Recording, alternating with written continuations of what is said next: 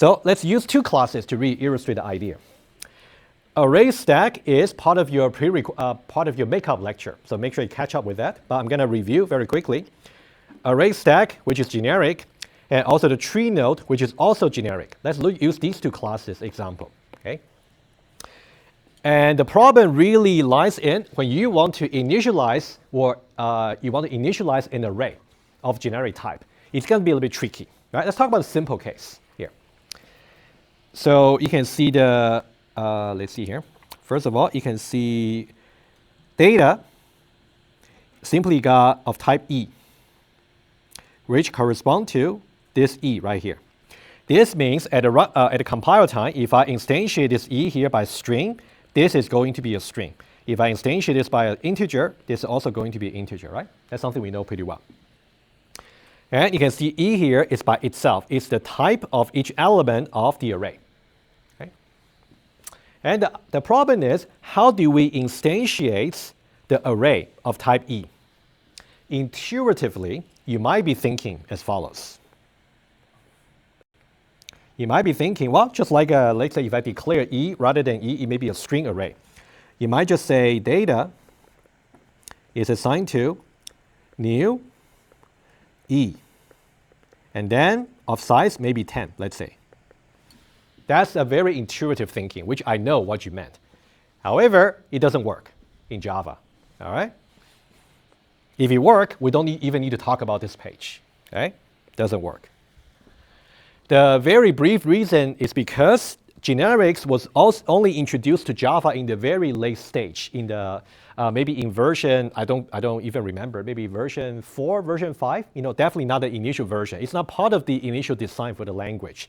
So after they kind of introduced the generics into the language, they wouldn't have enough support behind the scene to really do this line over here. They just cannot. So what we got to do is some workaround. In simple case like this, if you got, for example, an array where the element type is simply just E itself, what you do is, you guys learn about casting, right, from 2030. What's going to work will be something like this. You can say data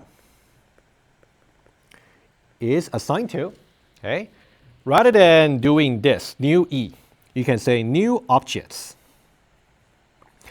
So Java wouldn't allow you to put any class that's unknown. You have to put a known class. In this case, what's the most general class in the top of, on the top of the inheritance hierarchy? Objects, right? You put objects right here, and then of size 10. If you do this, also it's not going to work because object here is not compatible with the data which is declared to be E, right? It doesn't work. So what you got to do is do a casting. So what you will do is you're going to cast that thing into E. So that's what you got to do. All right? This will work. And I think I also mentioned that in the makeup lecture, right? So it's more like a recap for you. So this is actually going to work. All right? And it's also very important for you to remember, after this line here, let me just write a little bit some lines over here. So let's say you got array stack, I'll just say AS, array stack. Let's say we're in some application code. Array stack, and then I will put string.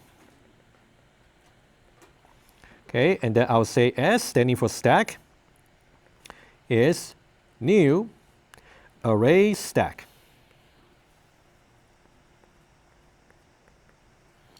All right. So you can think about this part over here. The constructor is exactly what we were talking about. And as part of the constructor, it's going to execute this line to create the array. Right? That's what you're going to do. Okay? There's some confusion from your fellow student in the morning session. I just want to clarify that in a more explicit way. Okay? Doing this line over here is not going to compromise any of the benefits of using generics. Let me show you why. Okay? Let's say this constructor call is going to execute this line here. So what's going to happen is it's going to create at a runtime, for example, S is going to point to some array stack of string. And the data is actually going to point to an array over here. each one of them. And in the beginning, every element there will just be default value, none, right?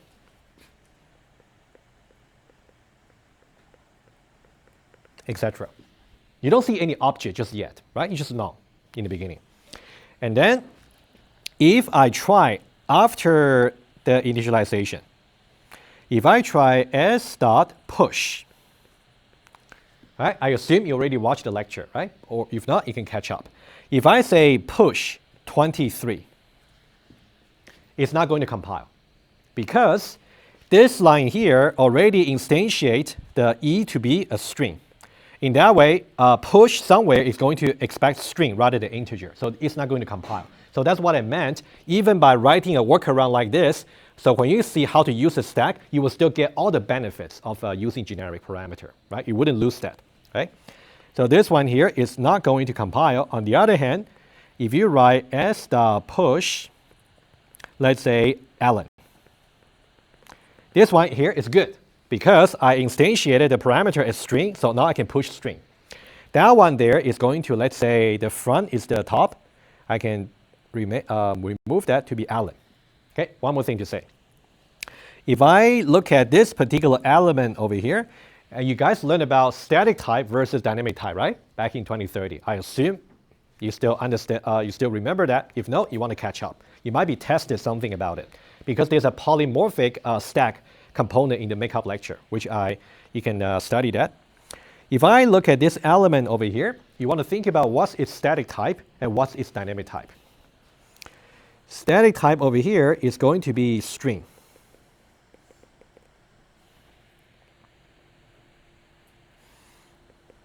Which simply just correspond to whatever generic parameter E has been instantiated into. What about dynamic type? This, in this case, happened to be the same because you just have pushed the string into the array. Okay? Dynamic type is also a string. Okay, let me recap very quickly. When you have a generic parameter declared as part of the class, if you got some linear collection like an array, and the element type is simply generic parameter itself, if you simply write a line like this, it's not going to compile because Java wouldn't allow some unknown class to be put here. What you should do instead is by using the most general type at the top of the inheritance hierarchy, objects, and then cast that into here. But just remember, whatever compilation benefits you can get from generic parameter, you're still there. So if you try to push any elements of the type that's not compatible with the instantiated type for generic parameter, it's not going to compile. Okay. All right. Any question about this? All right. Let's now talk about the second line here. All right. This is where the fun is. Okay. Let's say we have another class that's generic. We got E here, but now we got children, which I said earlier. Now the children is going to be an array of tree nodes. All right. So now I want you to do a very close comparison right here. If you look at here, the element type for this array here is just by E. The element type for array here is not just E, but it's actually E wrapped within another generic class. You see the difference here, right? So this one tells you if you do something like this, it's also not going to work, unfortunately. All right. So first of all, let me write down some highlight here. So in this element type here, the generic parameter E is wrapped within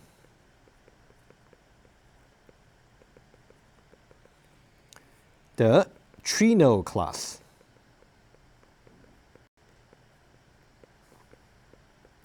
This will make it more complicated. We just need another more general workaround. That'll be the ultimate one we need to write. But let me first of all show to you. Over here, if you try to write over here, if I say children, if I follow the logic of what used to work, equals, let me say Tn for tree node. If I say tree node of E and then array, and then I say new objects, and then 10. right? I'm following just the same logic as this one here. But this one here is not going to work, right? As I said, it's because the E here is not by itself anymore. So that's why it's not going to work. So I want to write it out explicitly and tell you that it's not going to work. What will be the ultimate solution? The ultimate solution is we have to use a library class called array.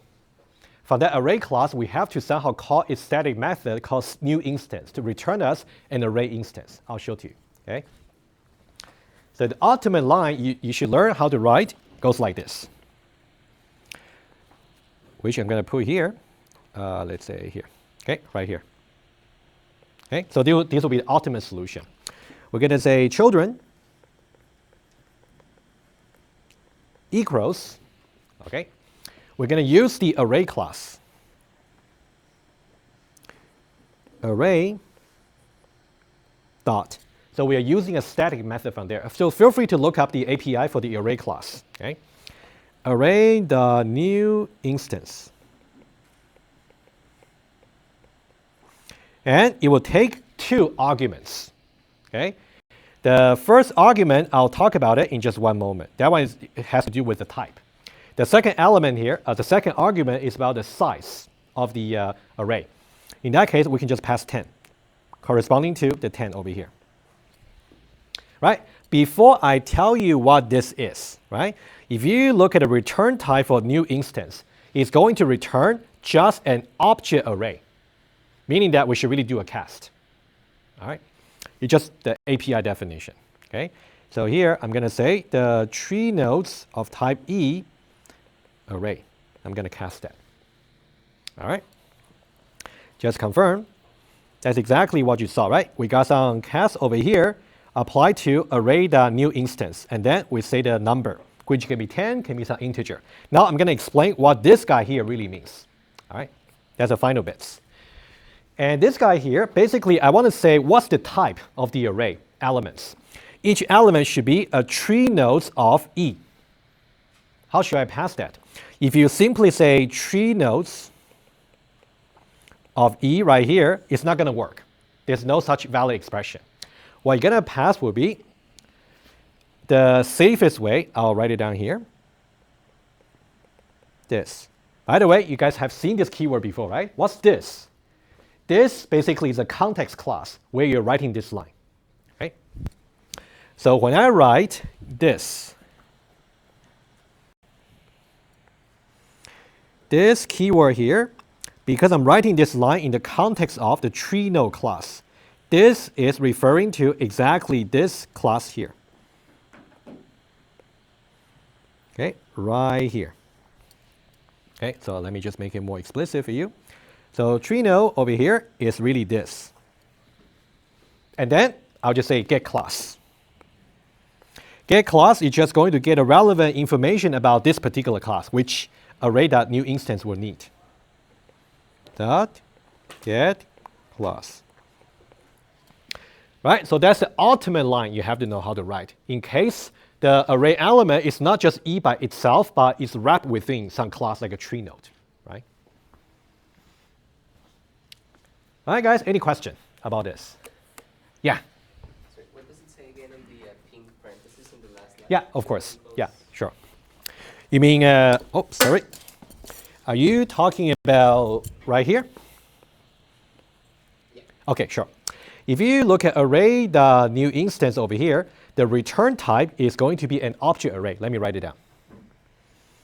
If you just look at just this part here, array, the new instance, the return type is simply just an object array. However, the children here is not an object array. It's an array of tree nodes. So we still want to cast that into tree node array. That's why we're going to do it. So as far as the new instance return value is concerned, it's simply just an object array, which will not be compatible just yet with what we want to assign to, which is a tree node. Oh, tree node here. Okay, that's why. All right, very Java oriented, but since we're using Java as a programming language for this course, that's something you would need to know. Okay. By the way, should you worry about this in the programming test? The answer is no, because you wouldn't be allowed to use array anyway. right? But in the lectures, I think for the lecture example, you should know this because who knows, right? You may want to use an array of tree nodes at some point of your developments, right? Okay, that's important to clarify. You guys can try and then experiments.